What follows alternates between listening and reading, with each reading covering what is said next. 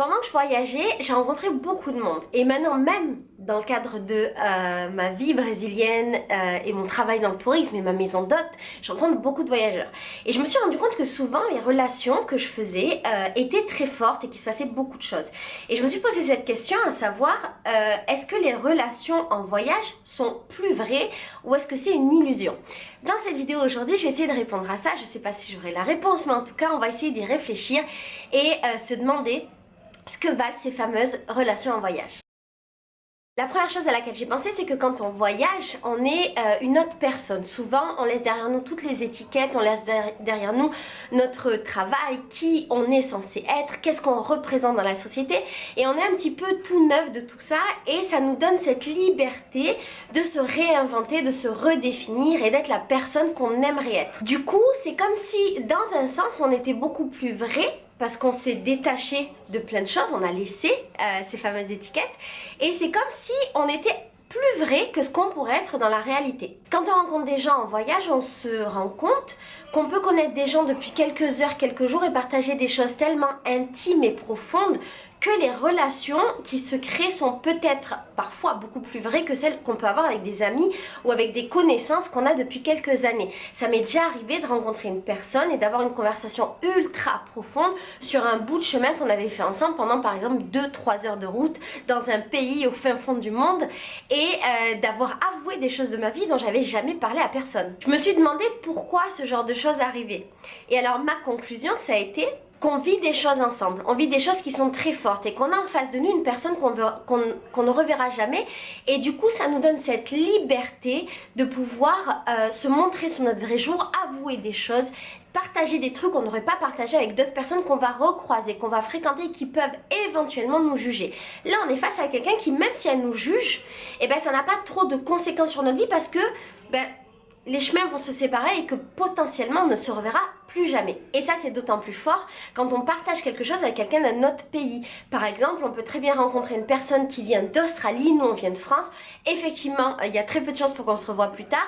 Et sur une plage et pendant un coucher de soleil, lui faire une confession ou ouvrir son cœur sur un truc qu'on n'oserait pas dire dans la vie réelle avec d'autres personnes de notre vraie vie. Mais alors en même temps, je me suis fait cette réflexion, que c'était pas toujours le cas, que c'était pas toujours des conversations très profondes qu'on avait parce que quand on voyage on rencontre énormément de gens différents et même moi dans ma maison je rencontre beaucoup de gens différents et que parfois et notamment beaucoup dans les auberges et que parfois on a des conversations un petit peu superficielles qui reviennent toujours et qui tournent toujours autour d'où tu viens, où tu vas, depuis combien de temps tu voyages et quel pays t'as fait, combien de pays t'as fait, qu'est-ce que t'as vu, blablabla.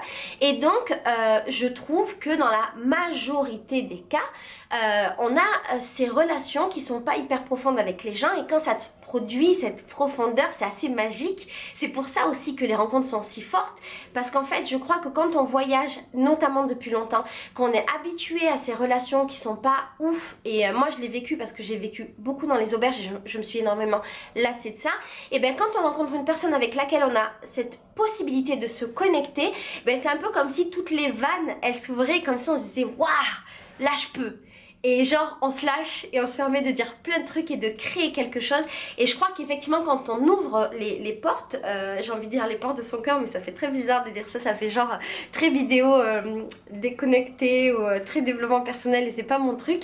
Mais je pense vraiment que quand on ouvre ces portes là et qu'on donne l'accès à la personne, et ben c'est là que se créent les connexions les plus fortes et les plus intéressantes. Alors il y a une autre réflexion que je me suis faite sur ce sujet, c'est que d'un autre côté, donc je te disais oui on peut rencontrer des gens d'un autre pays qu'on reverra jamais et on crée des relations fortes avec eux, blablabla. Mais d'un autre côté, quand on rencontre les gens d'un autre pays, on a la barrière de la langue. Et alors même si on parle anglais avec la personne, si on est deux personnes à parler anglais, c'est très difficile d'arriver à exprimer des sentiments profonds, des émotions dans une autre langue. C'est très difficile d'être compris aussi par la personne. Par exemple en portugais, moi maintenant je parle portugais couramment et il me manque du vocabulaire, même si je le parle très bien, il me manque des mots et dans ma palette d'émotions possibles je sais dire en gros que je suis heureuse, que je suis fâchée, que je suis triste et alors toutes les émotions un peu au milieu c'est difficile à dire. Et donc, quand je parle avec des amis brésiliens, ou même quand je parle avec Landro, mon amoureux, quand on parle ensemble et que je veux exprimer des choses et créer ce lien fort avec lui, et bien effectivement, il me manque un petit peu cette palette de vocabulaire pour pouvoir m'exprimer. Et parfois même, on a un problème de compréhension parce que une émotion qui pour moi va représenter quelque chose que je vais exprimer, qui va être importante, pour lui, ça va pas forcément avoir une importance, peut-être qu'il va pas la comprendre du fait effectivement de la langue ou peut-être du fait de sa culture, et donc ça va pas avoir l'impact que j'aimerais avoir. Je vais te donner un exemple concret. Quand j'ai rencontré Landro, longtemps après que je l'ai rencontré, je lui ai parlé un petit peu de mon passé, que tu connais peut-être si tu connais ma chaîne YouTube. Je lui ai parlé un petit peu de mon passé, qui est un truc un peu triste, et généralement, quand je parle de ça à un mec que je rencontre, je le fais assez rarement d'ailleurs, c'est les seuls mecs à qui j'en ai parlé, ça a été Farid, mon ancien mari, et Laurent, mon ancien mec avec qui je suis restée très longtemps.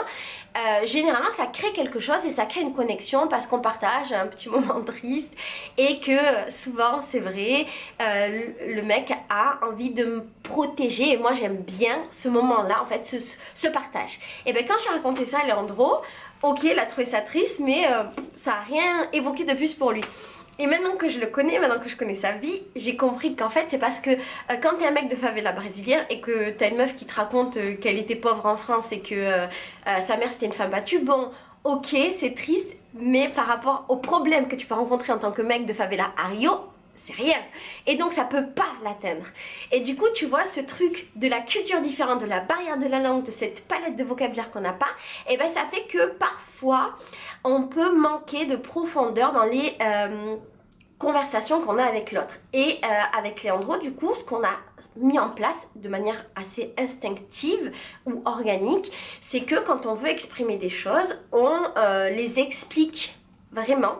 Et on met beaucoup de mots sur absolument toutes les sensations, les émotions qu'on peut ressentir. Et j'ai des amies brésiliennes ou des gens que j'ai rencontrés dans mes voyages avec qui j'ai eu des conversations qui, ma foi, pouvaient être profondes, mais qui au final, pour toutes ces raisons que j'ai invoquées, pouvaient manquer un peu de ce truc-là qui fait que maintenant, après des années hors de la France, je me rends compte à quel point ça me manque d'être avec des Français avec qui je peux m'exprimer et avec qui il peut y avoir une compréhension rapide, émotionnelle et compagnie, et grâce au vocabulaire.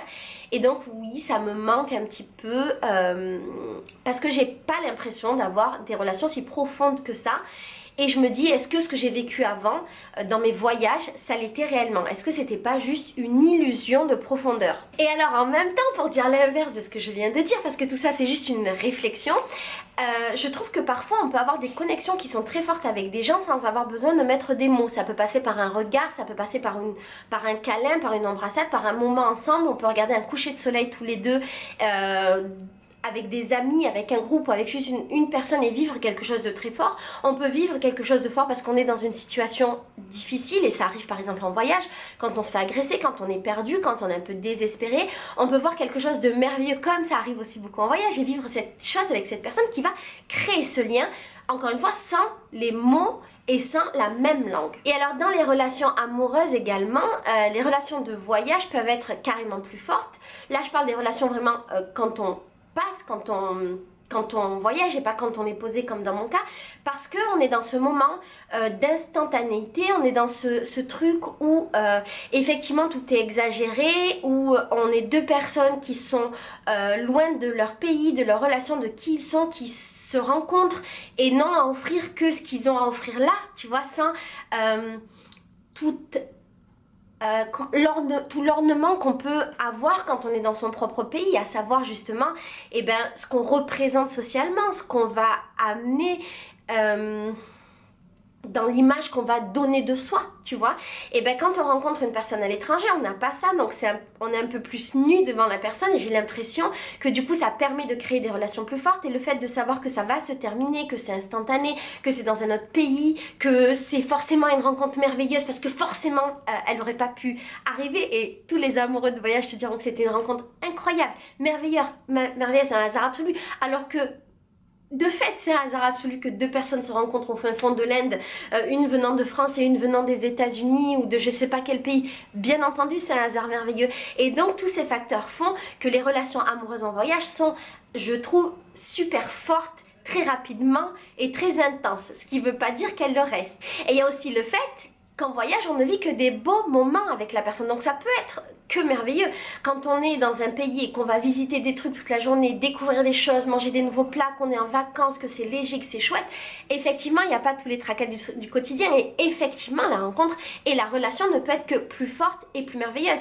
Et je pense également aux relations amicales qu'on se fait pendant les voyages. Effectivement, aussi qu'elle peut être que plus forte. Parce que, eh ben, avec nos vrais amis, quand on est dans notre pays, ben, on les voit quand on peut, et quand on les voit on est fatigué, et souvent on parle de nos problèmes, et c'est un peu ça, tu vois, le truc de nos amis, le rôle de nos amis, parler de ce qui va pas, de ce qui va aussi, mais aussi parler de ce qui va pas. Quand on est en voyage et qu'on voyage avec des gens, on passe que des bons moments, on va à la plage, on fait des expériences de ouf, on visite des trucs de ouf, on fait des couchers de soleil, on vit des aventures, et donc oui c'est fort, et oui c'est plus puissant, ça veut pas dire que c'est plus vrai, mais c'est plus fort. Et alors, quelle est la conclusion de tout ça? Je sais pas. Encore aujourd'hui, je me pose la question. Je crois qu'en fait, les relations en voyage, c'est un petit peu tout ça. C'est à la fois très fort et à la fois très superficiel. Je pense qu'il y a autant de relations de voyage qu'il y a de relations de cours et qu'il y a plein de possibilités. Attends, il faut que j'essaye de me décider si c'est plus superficiel ou plus fort. Non, je crois que pour toutes les raisons que j'ai invoquées, les relations de voyage sont quand même ultra fortes, ultra intenses, passionnées. Et que ce sont de belles expériences humaines qu'on vit à travers nos voyages. Voilà, on va rester sur ça. Si jamais toi aussi tu as un avis sur la question, n'hésite pas à me dire, ça me ferait très plaisir de savoir. Si tu as déjà expérimenté des relations très fortes ou des relations très superficielles, n'hésite pas aussi à me le dire dans la barre de commentaires.